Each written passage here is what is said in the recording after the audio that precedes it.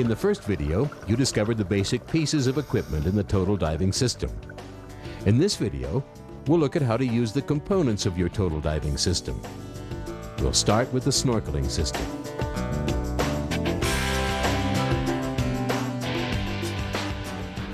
Begin your snorkeling experience by putting on and adjusting your equipment. Your exposure suit goes on first. When putting on your wetsuit, start with the pants. Adjust the suit around your ankles, then slowly roll it up. Make sure the crotch fits comfortably. When you put on the top, adjust the suit around your wrist one arm at a time and slowly pull it on. The armhole should fit comfortably, and there shouldn't be any confinement across the shoulders. Any bulges or pressure spots where the suit is stretched too much may cause discomfort and affect your dive. At this time, place your weight belt around your waist and secure it. Put on your mask and snorkel as described in Section 1. By applying a commercial defogging solution to your mask, it will stay clearer while underwater. Using the Figure 4 method, place your fins on your feet and adjust them so they're snug but not too tight. The Figure 4 method may be performed sitting or standing with the assistance of your buddy.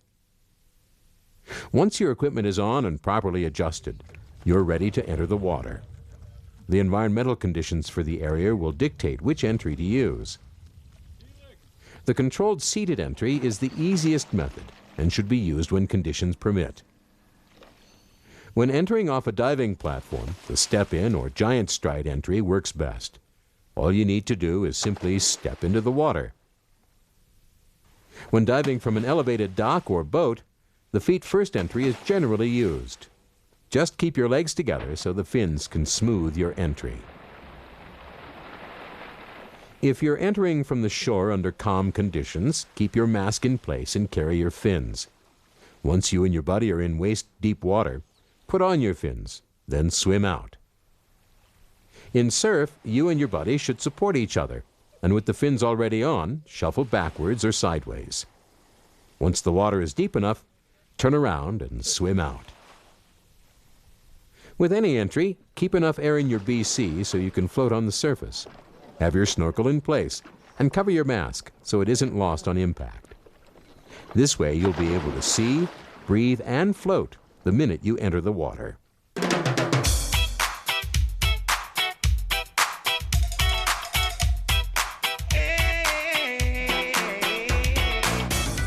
As you explore what's beneath the surface, water may occasionally enter your mask. The easiest way to clear your mask is simply to resurface and drain it. The same goes for the snorkel. Many snorkels are equipped with self-draining valves, which aid in clearing. When clearing a snorkel, the popping method works well. A quick, forceful exhalation will cause the water to pop out. There is another method called expansion. As you approach the surface, tilt your head back so that the tube is pointing down.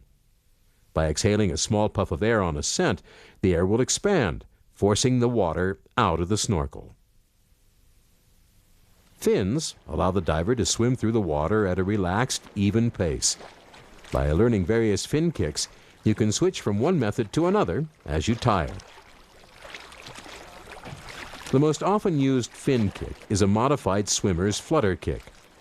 Keep your legs elongated, kicking from the hips and ankles, not the knees. With the dolphin kick, keep both legs together while moving in a wave-like motion through the water. Depending on the style of fin you're using, you may need to modify your kick.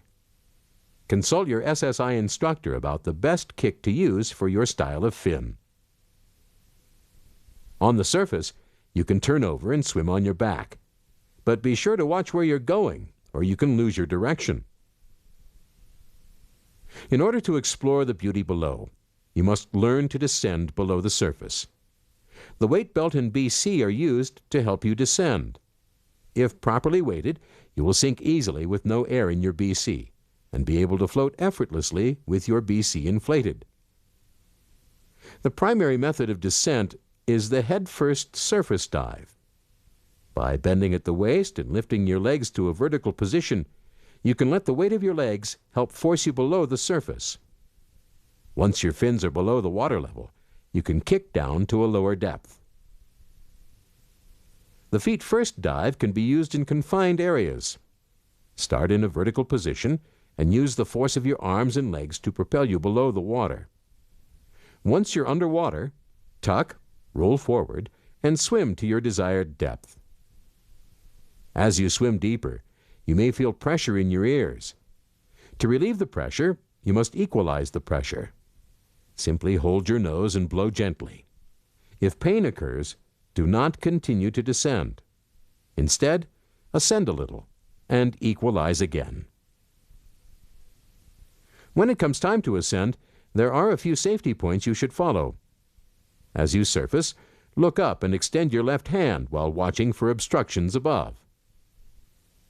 Once you reach the surface, lay out and clear your snorkel. Leave your mask in place and, if you need to, inflate your vest or BC so you can float comfortably without the need to tread water. In calm water, you can simply rest while you orally inflate your vest. However, in rough water, you may need to use the bobbing method. With bobbing, you rise above and sink slightly below the surface as you inflate your vest. As you kick above the surface, inhale. As you sink, exhale into the inflator hose. Continue until you have enough air in your vest to float. Whenever you tread water in a vertical position, make sure that you're not kicking the reef or any marine life. Be aware of the extra length your fins add to your legs. When you're tired, cold, or ready to stop, it's time to exit. Use the easiest method for your environmental conditions. When diving from a boat, you may be instructed on what exit to use. If you're diving from shore, the easiest method is to let the waves carry you in. Swim beyond the surf line if necessary into waist-deep water. Stand up, remove your fins, and walk into shore. If water conditions are harsh, you may need to crawl up the shore until it's easier to stand up. Understanding the snorkeling skills and your snorkeling system is the first step to becoming a proficient scuba diver. Snorkeling gives you the chance to become familiar with the basic equipment and comfortable with the basic water skills before you begin your scuba diving training. Plus, many snorkeling skills such as fin kicks, surface swimming, and entries and exits are transferable to scuba diving. The first step in scuba diving equipment assembly is preparation. Once your mask, fins, snorkel and weight system are properly adjusted, you can assemble the scuba unit itself. First, check the O-ring to make sure it's in place and neither cracked nor broken. Next, place the BC on the cylinder with the O-ring facing the back of the BC. Make sure it's at the proper height on the cylinder. Adjust the cylinder retaining band and cinch tightly. Next, lift the BC by the straps and retaining band to make sure it is fully secured. Now, attach the regulator. With the cylinder positioned in front of you, hold the primary second stage in your right hand and the first stage in your left hand, and connect the yoke to the cylinder valve. This will ensure that your primary regulator hangs over your right shoulder. Tighten the yoke screw until it is snug, but not so tight that it will damage the O-ring. Then, connect the power inflator hose to the BC, making sure it's secure. Last, exhale first and then gently inhale from both second stages. It should be easy to exhale and difficult to inhale. If you can inhale air, there is a leak in the system. When you turn on the cylinder, open the valve carefully. Then continue until it is fully open. Next, check the submersible pressure gauge to make sure it's working and that your cylinder is full. Again, gently breathe off your second stage to make sure air is flowing to it. Do the same with your alternate air source. The last step is to check the power inflator to make sure it inflates and deflates without sticking. If everything is in working order, secure the unit while you dress. Now you and your buddy are ready to put your equipment on. Use the least strenuous method for putting on the scuba unit. One method is to have your buddy lift the unit onto your back while you buckle it. Or set the unit onto a support, then simply sit down and put it on. If the water conditions permit, you can also put the unit on once you've entered the water. Simply sit on the cylinder and then slip your arms through the BC jacket. Once you are ready to enter, do a last-minute check with your buddy to make sure everything is adjusted and working properly. Your weight belt should not be covered by your BC. Your hoses shouldn't be caught or tangled, and the air must be turned on. Last, put on your mask, snorkel, and fins. Scuba entries are similar to snorkeling entries, but the weight of the scuba equipment makes balance more difficult. Be careful. Enter with adequate air in your BC so you can float, while holding your mask and second stage so they aren't lost when entering the water. Because the scuba diver is completely submerged in water, it's likely that some water will enter the second stage regulator or mask. This is not a problem. The water is easily cleared. Should your second stage come out of your mouth during your dive, you'll need to retrieve it and replace it. One method is to swing your right arm back while leaning on your right side. Hook the hose and then grab the mouthpiece. The other method is to reach back with your right arm until you feel the cylinder valve. Follow the hose down until you reach the mouthpiece. Once the second stage leaves your mouth, it fills with water, so you'll need to clear it of water before you inhale. The two methods for clearing the second stage are blowing and purging. Blowing is the preferred method. Just blow air through your mouthpiece, and the water will vent out. With purging, you clear the second stage with air from the cylinder. Lightly press the purge valve while putting the second stage back in your mouth, being careful not to push the purge button too hard. Another potential problem is water in your mask. You can comfortably dive with some water in your mask. However, a dry airspace is nicer and easier on your eyes. The easiest way to clear your mask is to gently press on the top of your mask with one or both hands and exhale through your nose. Look up. The water will come out of the bottom of your mask. It may take more than one try to clear all the water. When assisting your buddy, let them know you are going to help before doing so. He or she may prefer to fix the problem without your help. When it comes time for your exit, the procedures will be similar to snorkeling, except that exiting with scuba will be more awkward, especially when you're tired.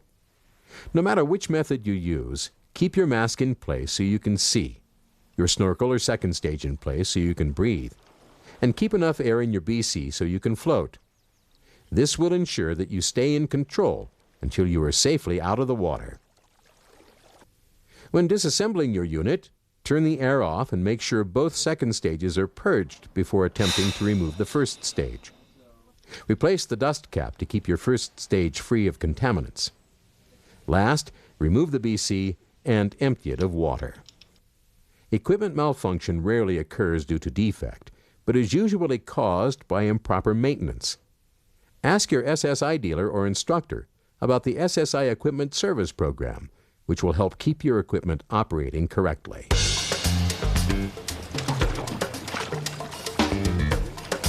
You should rinse your equipment in clean, fresh water as soon as possible after your dive. Sand, salt, mud, and debris can damage your equipment. Your mask, fins, and snorkel are easily cared for, only requiring a rinse in fresh water. Your exposure suit should also be rinsed out in fresh water with wet suit shampoo and hung on a wetsuit hanger. Drain the BC of water, then rinse it inside and out with clean, fresh water. To rinse the inside, fill it about 1/3 full, then inflate. Slosh the water, making sure it gets in all areas of the BC. Drain the water by inverting the jacket and holding the inflator hose down with the oral inflator open. When rinsing your second stage mouthpiece, be careful not to press the purge button. This can allow water into the hose and cause damage to the system. You should also rinse your diving instruments to remove any salt and debris. When storing the BC, keep it in a dry, cool area hung on a BC hanger.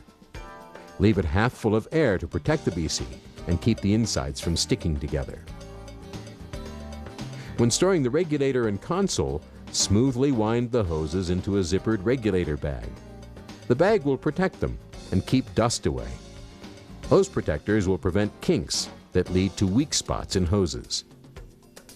To protect your investment, for your safety, and to maintain your manufacturer's warranty, your equipment should be serviced on at least an annual basis.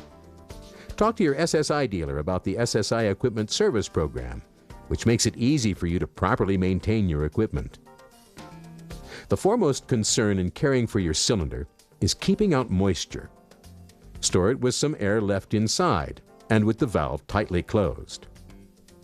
Have your cylinder visually inspected annually by your SSI dealer.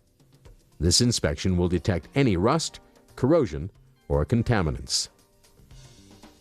Your cylinder should also be hydrostatically tested in accordance with the manufacturer's recommendation and as required by law. Air stations will not fill your cylinder unless it has passed a current visual inspection and hydrostatic test. Scuba diving is an equipment-intensive sport. Your comfort, safety, and enjoyment underwater depends on your ability to effectively use the total diving system. Each piece serves a vital function to the diver while underwater, so you should not dive without all of the necessary equipment. From time to time, simple maintenance procedures are required while on dive excursions. In the Equipment Techniques Specialty course, you'll learn how to perform simple maintenance and make your investment last longer. Your equipment is your partner underwater. When you become proficient with your equipment, you will truly begin to relax and enjoy the underwater world.